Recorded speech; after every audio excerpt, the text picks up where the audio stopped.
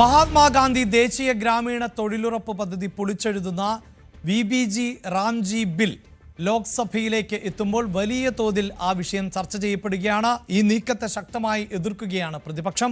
പുതിയ വ്യവസ്ഥ പ്രകാരം 40% വിഹിതം സംസ്ഥാനങ്ങളുടെ ബാധ്യതയാകുന്ന സാഹചര്യം ആണ് ഉള്ളത്. ആ പദ്ധതിയുടെ പേരിൽ നിന്ന് മഹാത്മാഗാന്ധിയുടെ പേര് ഉൾപ്പെടെ നീക്കം ചെയ്യുന്ന സാഹചര്യത്തിൽ ആണ്. എന്താണ് ഈ ബിൽ എന്നതും ഈ ബില്ലിൻ്റെ പ്രത്യേകതകൾ എന്തൊക്കെയാണ്, ഈ ബില്ലുമായി ബന്ധപ്പെട്ട് ഉയരുന്ന വിവാദങ്ങൾ എന്തൊക്കെ എന്നതുകൂടി ന്യൂസ് ടെൻസ് വിശദമായി പരിശോധിക്കുന്നത്. ആദ്യം നമുക്കതിൻ്റെ വിശദാംശങ്ങളിലേക്ക് തന്നെ പോകാം. അതിലേറ്റവും എടുത്തു പറയേണ്ടത്, ഞാൻ ന്യൂസ് ടെൻസിൻ്റെ തുടക്കത്തിൽ തന്നെ സൂചിപ്പിച്ചു, നമ്മുടെ രാജ്യത്തിൻ്റെ ആത്മാവ് എന്നത് ഗ്രാമപ്രദേശങ്ങൾ ആണ് എന്ന് പറഞ്ഞത് മറ്റാരുമല്ല, നമ്മുടെ രാഷ്ട്രപിതാവായ മഹാത്മാഗാന്ധിയാണ്. അപ്പോൾ ഗ്രാമപ്രദേശങ്ങൾ വികസിക്കുമ്പോൾ മാത്രമാണ് ഈ രാജ്യത്തിന് പുരോഗതി ഉണ്ടാകൂ എന്ന് അദ്ദേഹം അന്നേ നടത്തിയ നിരീക്ഷണമാണ്. ആ നിരീക്ഷണം ഇപ്പോഴും നിലനിൽക്കുന്ന ഒന്ന് തന്നെയാണ്. ഇന്ത്യയുടെ ജനസംഖ്യയുടെ 65% ഇപ്പോഴും ഗ്രാമപ്രദേശങ്ങളിലാണ്. അവിടെ പ്രിയ പ്രേക്ഷകരെ ഞാൻ ഓർമ്മിപ്പിക്കുന്നത്, നിങ്ങൾ കേരളത്തിൻ്റെ പശ്ചാത്തലം മാത്രം നോക്കിക്കൊണ്ട് ഇന്ത്യയുടെ മറ്റ് സംസ്ഥാനങ്ങളെ അടക്കം വിലയിരുത്തരുത് എന്നതുകൂടിയാണ്. കാരണം പൊതുവെ വിലയിരുത്തുമ്പോൾ നമ്മുടെ ഗ്രാമപ്രദേശങ്ങൾ അടക്കം മെച്ചപ്പെട്ട ജീവിത സാഹചര്യങ്ങളും മെച്ചപ്പെട്ട കൂലിയുമൊക്കെയാണ്. പക്ഷേ ഇന്ത്യയെ സംബന്ധിച്ചിടത്തോളം അങ്ങനെയല്ല.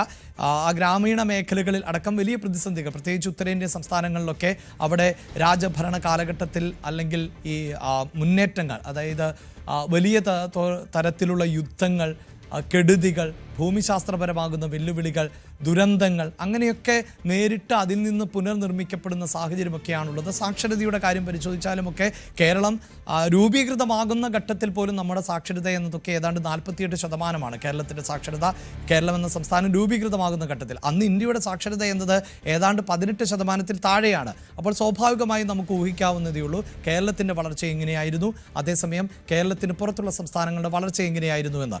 അവിടെയാണ് ഈ ദേശീയ ഗ്രാമീണ തൊഴിലുറപ്പ് പദ്ധതി വിപ്ലവകരമായ മാറ്റം കൊണ്ടുവന്നത്. 2005 ആയിരുന്നു ഈ നിയമം നടപ്പിലാക്കപ്പെട്ടത്. ആ നിയമത്തിൻ്റെ പ്രത്യേകത എന്നത് ഗ്രാമപ്രദേശങ്ങളിലെ മുതിർന്ന പൗരന് കുറഞ്ഞത് 100 ദിവസമെങ്കിലും തൊഴിൽ ലഭിക്കും എന്നതാണ്. അത് ഈ അവിദഗ്ധ മേഖലയിൽ ആയിരുന്നു എന്നതുകൂടിയാണ്. അങ്ങനെയുള്ള പദ്ധതിയിലെ ഘടനാമാറ്റത്തിലേക്ക് ആണ് ഇപ്പോൾ കേന്ദ്ര സർക്കാർ പോകുന്നത്. ആ ഘടനാമാറ്റത്തിൻ്റെ പ്രധാനപ്പെട്ട വിഷയങ്ങൾ എന്തൊക്കെ എന്നതിലേക്ക് പോകുന്നതിന് മുമ്പ് അതിലെടുത്തു പറയേണ്ടത്, മഹാത്മാഗാന്ധി ദേശീയ തൊഴിലുറപ്പ് പദ്ധതി എന്നതിൻ്റെ പേര് തന്നെ മാറ്റപ്പെടുന്ന സാഹചര്യം ആണ് ഉള്ളത് എന്നതാണ്.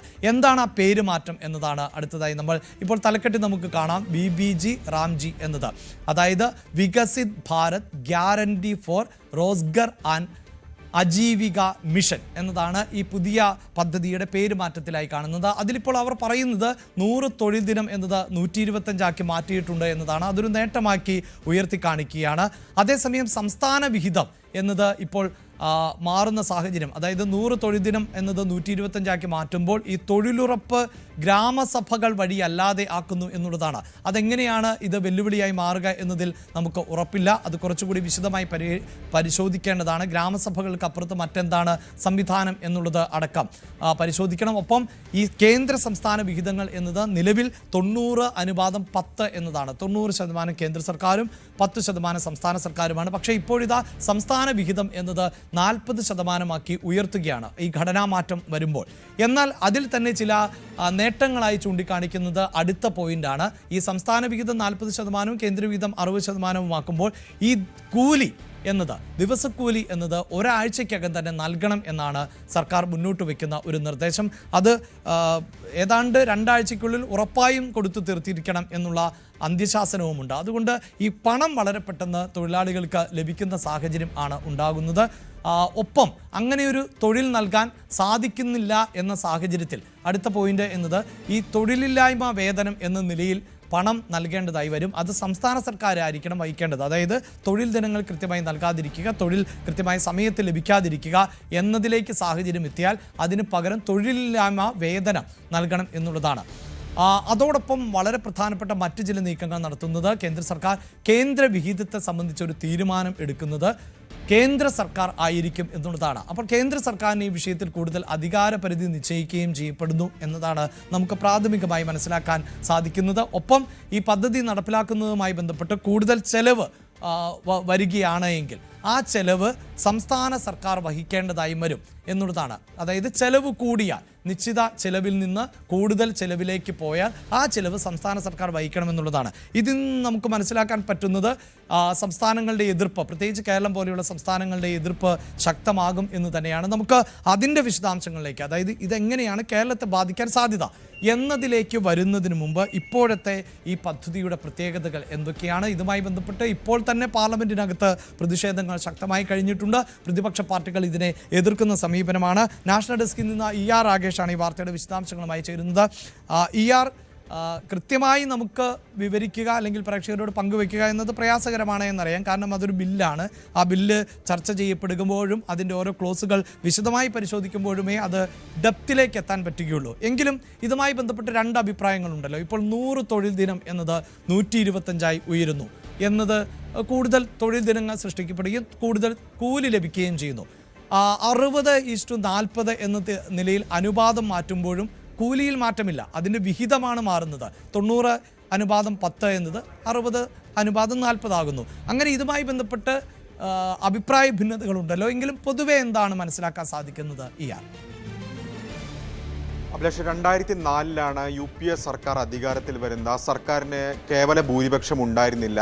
ഇടതു പാർട്ടികളുടെ അടക്കം പിന്തുണയോടുകൂടി പൊതു മിനിമം പരിപാടിയുടെ അടിസ്ഥാനത്തിലാണ് ആ സർക്കാർ ഭരിച്ചിരുന്നത്. ആ സർക്കാരിൻ്റെ 2005 അതായത് അധികാരത്തിൽ വന്ന ഒരു വർഷത്തിന് തൊട്ടു പിന്നാലെയാണ് ദേശീയ ഗ്രാമീണ തൊഴിലുറപ്പ് പദ്ധതി നടപ്പാക്കുന്നത്. പ്രത്യേകിച്ച് പിന്നീട് അത് കണ്ടത് ഗ്രാമീണ ഇന്ത്യയുടെ ജീവനാഡിയായി മാറുന്നതാണ്. അതായത് ആളുകൾക്ക്, സാധാരണക്കാർക്ക് വലിയ ആശ്വാസമാകുന്ന പദ്ധതിയായി അത് മാറി.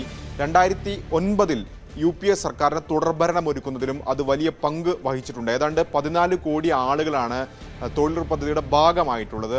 പക്ഷേ 2009 ആ പദ്ധതിക്ക് രാഷ്ട്രപിതാവിൻ്റെ പേര് നൽകുന്നത്.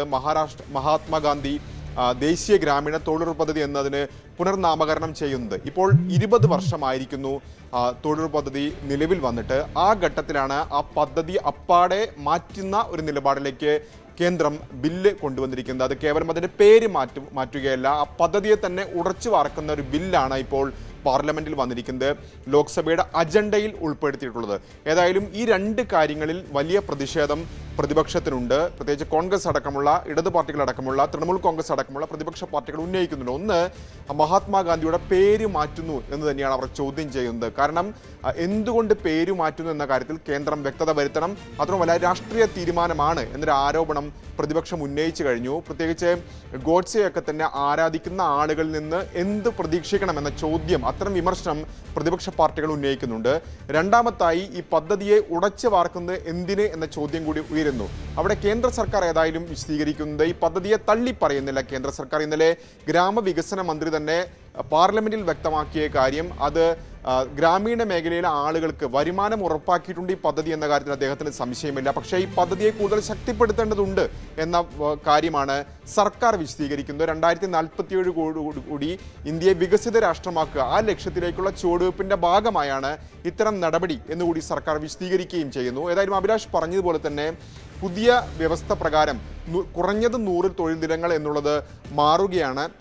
പകരം കുറഞ്ഞത് 125 തൊഴിൽ എന്ന നിലയിലേക്ക് കാര്യങ്ങൾ പോകുന്നു. പക്ഷേ അവിടെ സർക്കാരുകൾ, പ്രത്യേകിച്ച് പ്രതിപക്ഷം ഭരിക്കുന്ന സംസ്ഥാന സർക്കാരുകളൊക്കെ വിമർശനം ഉന്നയിക്കുന്ന പ്രധാനപ്പെട്ട കാര്യം വിഹിതം സംബന്ധിച്ചാണ്. അതായത് ഈ വേതനം സംബന്ധിച്ച വിഹിതത്തിൽ നേരത്തെ 90:10 എന്നായിരുന്നു അതിൻ്റെ കണക്ക്. അതായത് 90% കേന്ദ്രം വഹിക്കുമ്പോൾ നിലവിൽ ആ സാഹചര്യം മാറുകയാണ്. അത് മാറിക്കൊണ്ട് 60:40 എന്ന് വരുമ്പോൾ 40% വിഹിതം സംസ്ഥാന സർക്കാരുകൾ വഹിക്കേണ്ട അവസ്ഥ വരും. ഏതാണ്ട് 55,000 കോടി രൂപ ചെലവ് പ്രതീക്ഷിക്കണം സംസ്ഥാനങ്ങൾക്ക് എന്ന് വരുമ്പോൾ അത് വലിയ അധിക ബാധ്യതയാണ്. അത് കേരളത്തിലേക്ക് കണക്കെടുത്തു കഴിഞ്ഞാൽ ഏതാണ്ട് 2000 മുതൽ 2500 കോടി രൂപ കേരളം കണ്ടെത്തേണ്ട അവസ്ഥ വരും. പ്രത്യേകിച്ച് സാമ്പത്തികമായി വലിയ പ്രതിസന്ധി നേരിടുന്നുണ്ട്, കേന്ദ്രം ഞെരിക്കുന്നു എന്ന് കേരളം അടിക്കടി പറയുന്നുണ്ട്. പ്രത്യേകിച്ച് കേരളം മാത്രമല്ല, പ്രതിപക്ഷം ഭരിക്കുന്ന സംസ്ഥാനങ്ങൾ അത്തരം വാദങ്ങൾ ഉന്നയിക്കാറുണ്ട്. ആ ഘട്ടത്തിലാണ് ഏതാണ്ട് അധിക ബാധ്യത വരുന്നൊരു തരത്തിലേക്ക് കാര്യങ്ങൾ പോകുന്നത്. ഏതായാലും അക്കാര്യങ്ങളിലൊക്കെ തന്നെ വലിയ പ്രതിഷേധം പ്രതിപക്ഷത്തിന്റെ ഭാഗത്തുനിന്ന് ഉയരുകയാണ്. ഇത് കൂടാതെ ഇതുമായി ബന്ധപ്പെട്ട് ഇളവ് നിലവിൽ നൽകിയിരിക്കുന്ന പ്രധാനപ്പെട്ട സംസ്ഥാനങ്ങൾ, ഒന്ന് വടക്കിഴക്കൻ സംസ്ഥാനങ്ങൾക്കും മറ്റൊന്ന് ഉത്തരാഖണ്ഡ്, ഹിമാചൽ, ജമ്മു കാശ്മീർ. അവിടെ 90:10 എന്ന അനുപാതം തുടരും എന്നാണ് ഇപ്പോൾ കേന്ദ്രം അറിയിച്ചിട്ടുള്ളത്. കൂടാതെ നിലവിലുള്ള പദ്ധതിക്ക് തൊഴിൽ നിർത്തിവെക്കുക എന്നൊരു വ്യവസ്ഥയില്ല. പക്ഷേ പുതിയ ബില്ലിൽ അത്തരം ഇളവുകൾ നൽകിയിട്ടുണ്ട്. അതായത് പീക്ക് സീസണിൽ, കാർഷിക സീസണിൽ പദ്ധതി മരവിപ്പിക്കാം. ഏതാണ്ട് തിരക്കേറിയ സീസൺ വരുമ്പോൾ ഈ പദ്ധതി മരവിപ്പിക്കാം എന്ന വ്യവസ്ഥയുണ്ട്. അതിനോടും വലിയ എതിർപ്പ് ഇപ്പോൾ പ്രതിപക്ഷം ചൂണ്ടിക്കാണിക്കുന്നുണ്ട്. കൂടാതെ ഗ്രാമസഭകൾക്കും പഞ്ചായത്തിനും വലിയ തോതിലുള്ള അധികാരമുള്ളതാണ് നിലവിലെ വ്യവസ്ഥ. അത് മാറും എന്നാണ് പറയപ്പെടുന്നത്. പ്രതിപക്ഷവും വിദഗ്ധരും ഒക്കെ തന്നെ ചൂണ്ടിക്കാണിക്കുന്ന പ്രധാനപ്പെട്ട കാര്യവും അത് തന്നെയാണ്. മാത്രവുമല്ല 4 വിഷയങ്ങളെ കേന്ദ്രീകരിച്ചുകൊണ്ടായിരിക്കും പുതിയ തൊഴിൽ നൽകുക. അതായത് നിലവിലെ തൊഴിൽ എങ്ങനെ തൊഴിൽ നൽകണം തുടങ്ങിയ വ്യവസ്ഥകളിലൊക്കെ തന്നെ മാറ്റം വരുമെന്ന് കൂടി ഇവർ ചൂണ്ടിക്കാണിക്കുന്നു. അതായത് ജലസുരക്ഷ, അടിസ്ഥാന ഗ്രാമീണ വികസനം, കാലാവസ്ഥ തുടങ്ങിയ മേഖലകൾക്ക് ഊന്നൽ നൽകിക്കൊണ്ടായിരിക്കും ഇനി തൊഴിൽ നൽകുക എന്ന് പറയുന്നു. അതും നിലവിലെ സാഹചര്യങ്ങളിലൊക്കെ തന്നെ വലിയ മാറ്റമുണ്ടാക്കും, പ്രതിസന്ധി ഉണ്ടാക്കും എന്ന് ചൂണ്ടിക്കാണിക്കുകയാണ് ഈ ഘട്ടത്തിൽ പ്രതിപക്ഷമുള്ളത്. അതുകൊണ്ട് തന്നെയാണ് വലിയ തോതിലുള്ള പ്രതിപക്ഷ പ്രതിഷേധത്തിന് ഇത് ഇടവരുത്തുകയും ചെയ്യുന്നത്.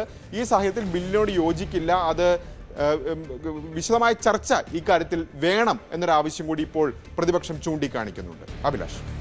യെസ്, ഇതാണ് ദേശീയ തലത്തിൽ ഇതുമായി ബന്ധപ്പെട്ട് നമുക്ക് പ്രേക്ഷകരുമായി പങ്കുവെക്കേണ്ടത്. അവിടെ ER രാഗേഷ് തന്നെ സൂചിപ്പിച്ചു കഴിഞ്ഞു. അതായത് ഈ പദ്ധതി കേരളത്തിന് വലിയ തലവേദനയാകാൻ അല്ലെങ്കിൽ കേരളത്തിന് ബാധ്യതയാകാനുള്ള സാധ്യതയുണ്ട് എന്ന് പറയുമ്പോൾ നമുക്ക് ഇനി പരിശോധിക്കേണ്ടത് അത് തന്നെയാണ്.